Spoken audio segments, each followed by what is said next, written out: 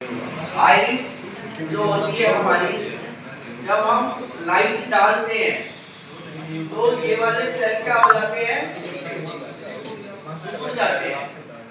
तो हमारी ये प्यूपिल बड़ी हो जाती है, डायलेट हो जाती है।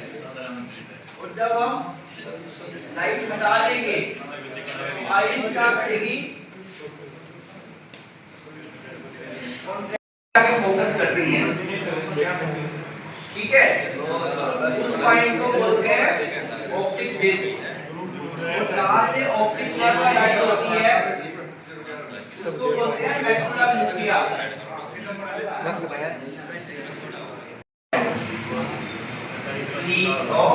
कॉर्निया, ठीक है।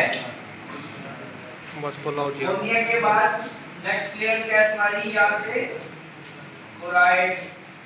ये हो गया तुम्हारा आइरिस।